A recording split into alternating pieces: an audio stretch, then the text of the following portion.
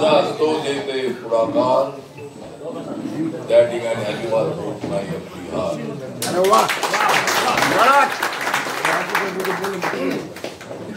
योग्य वेळेलाच मी करत असतो माझा वार.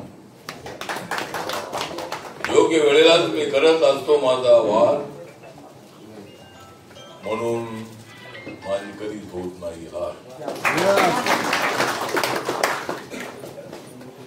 14 ऑक्टोबरच्या मोर्चाच्या तयारीसाठी रात्री 11:15 वाजता संजय उर्जेनं फोन लावला आणि रात्रीचा फोन लावणं म्हणजे फार अवघड काम आहे.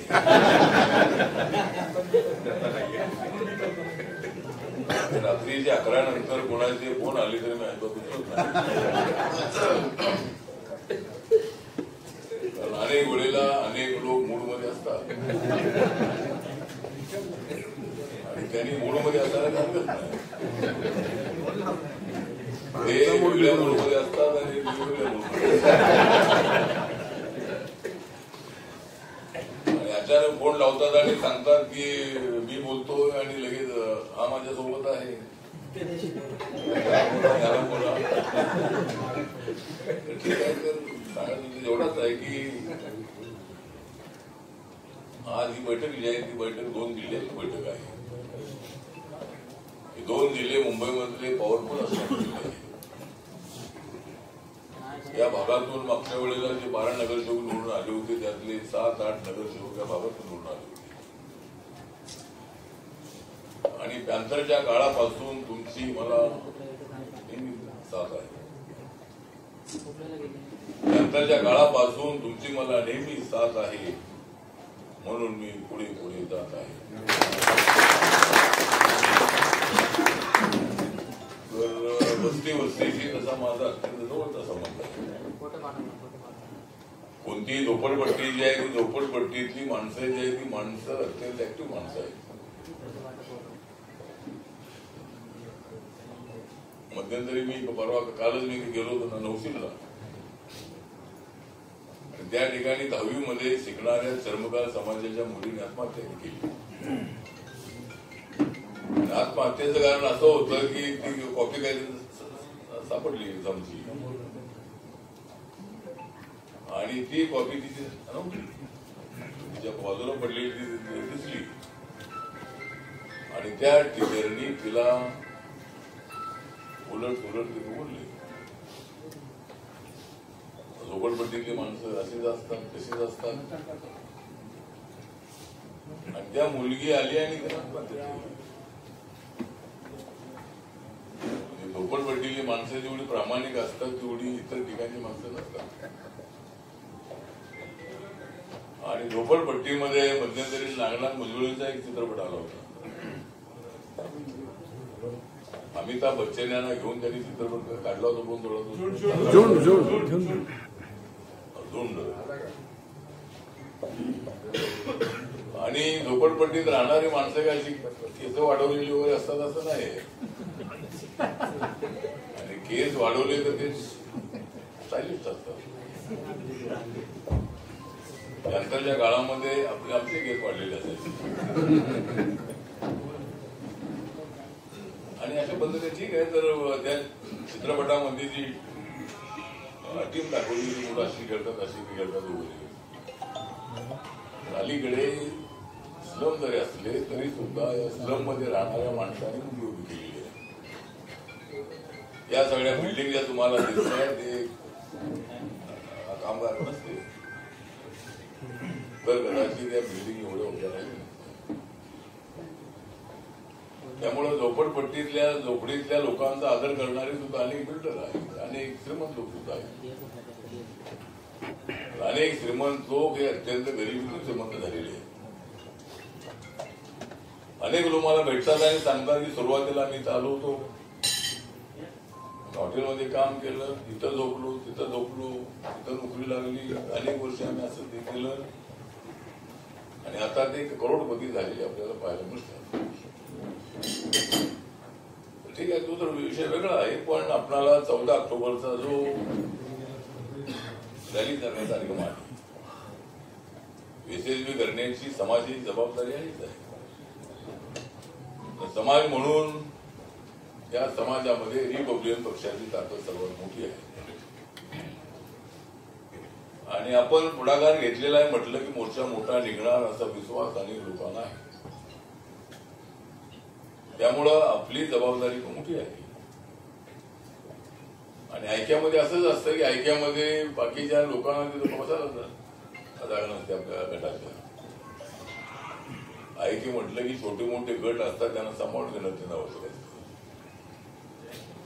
आणि आपल्या पक्षापेक्षा समाजाची ताकद थोडी मोठी असते. त्यामुळे आपण हा प्रयत्न केलेला आहे की आपण बाळासाहेब आंबेडकर, आनंदराज आंबेडकर, भीमराव आंबेडकर यांना बोलवलो होतो, राजनाथ आंबेडकर यांना बोलवलो होतो. दुसरा आंबेडकर कोणता? अक्षय आंबेडकर हे आपल्यासोबत आहे. पण इतर तीन भाऊचे आहेत ते काय या मिटिंगला आले नाही किंवा त्यांनी पाठिंबा दिलेला नाही. पण आपण काही त्यांच्याबद्दल निगेटिव्ह अजिबात बोलत नाही, आपल्याला बोलायचं नाही. त्यांचा या मागणीला पाठिंबा एवढा आपण म्हणायचं म्हणजे पाठिंबा आहेच त्यांचा, मोर्चाला पाठिंबा नसेल. या मागणीसाठी सर्व बौद्ध समाज, सर्व आरपीआयचे गट, सगळ्या संघटना या महाबोधी महाविहाराच्या मुक्ती आंदोलनामध्ये सहभागी होण्यासाठी सज्ज आहेत. त्यामुळे 14 तारखेचा जो कार्यक्रम आहे बरोबर दुपारी 12 वाजेपर्यंत आपण मेट्रो थिएटर जवळ पोचायचं आहे. आपल्या आझाद मैदानच्या ऑफिसच्या लेफ्ट साईडला मेट्रो स्टेशन, मेट्रो सिनेमा आहे. मेट्रोला ट्रेन नाही, मेट्रो सिनेमा. मेट्रो म्हटलं की तुम्ही कुठं त्यामुळे मेट्रो सिनेमा जवळून आपल्याला रॅली छानपणे काढायची आहे.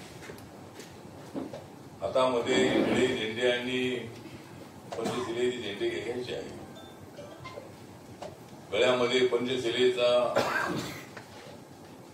मफलर टाकायचा आहे.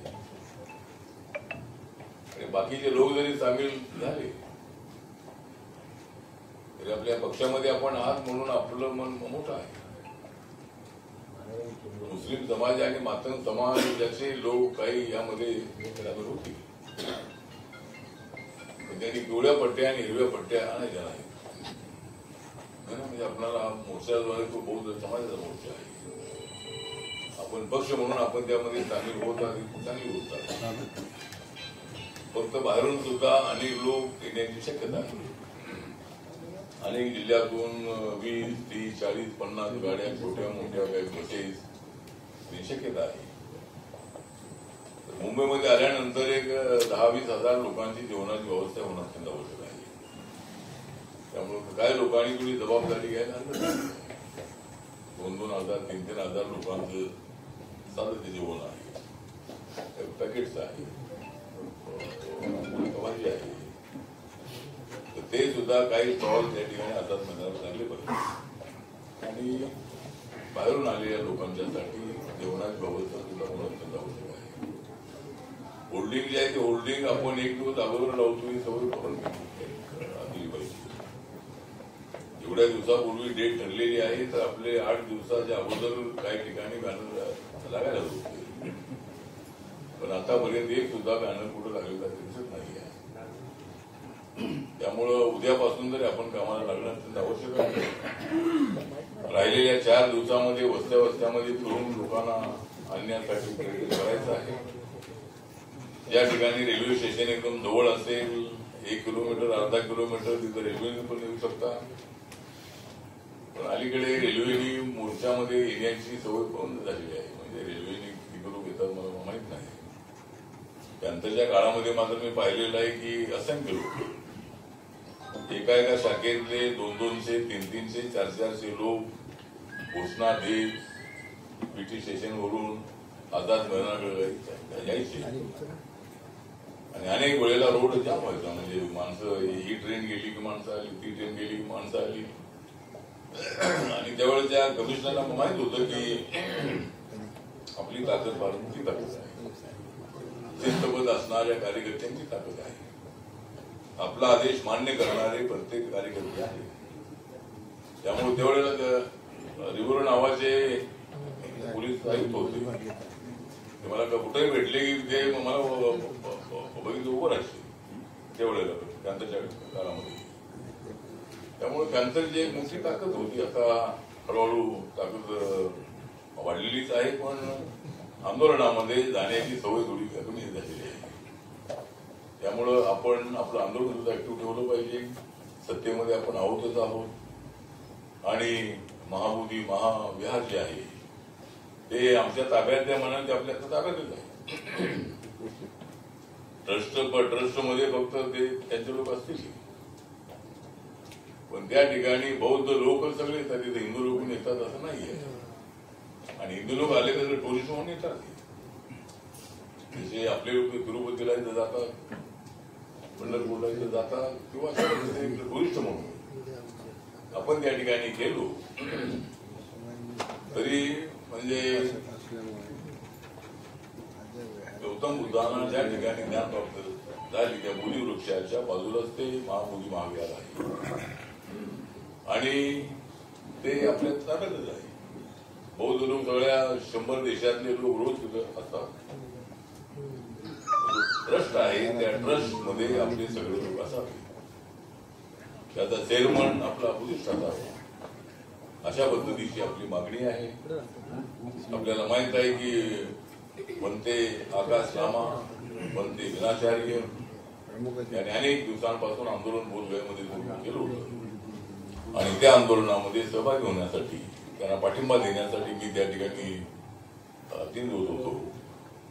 आणि उद्याच्या मोर्चामध्ये बनते विनाचार्य आणि आकाश लामा येणार आहेत आणि बौद्ध नेते सगळे आपले येणार आहेत. सगळ्या पक्षामधले बौद्ध नेते यांना पाचारण केलेलं आहे. बीजेपी असेल, काँग्रेस असेल, राष्ट्रवादीचे 2 गट असतील, शिवसेनेचे 2 गट असतील आणि आरपीआयचे सगळे जे छोटे मोठे गट आहेत, काही छोट्या मोठ्या संघटना आहेत, अशा सर्वांना त्यामध्ये आपण बोलवलेलं आहे. त्यामुळे मोर्चा यशस्वी होईल याबद्दल आपल्याला शंका नाही. पण आपण काढा टाका कामा नये, आपण कामाला लागावं यासाठी अचानक ही बैठक ठेवण्यात आली. आज मी दिल्लीला जाणार होतो, पण सगळ्यांचा आग्रह होता की एखादी प्रेस आपल्या उपस्थित होणं अत्यंत आवश्यक आहे. त्यासाठी मी दिल्लीचे काही कार्यक्रम कॅन्सल ते केले आणि मी तर आज थांबलो होतो. आणि रात्री अचानक मी संजय रोडसेंना फोन लावलं आणि त्यांना सूचना दिल्या की या ठिकाणी बैठक घेऊया. त्याप्रमाणे अचानक निश्चित दिल्यानंतर ही बैठक यशस्वी करण्यासाठी संजय रोडसे यांनी प्रयत्न केलेला आहे आणि अजित रणदिवे यांनी अशा बैठकीत सूत्रसंचालन केलेलं आहे.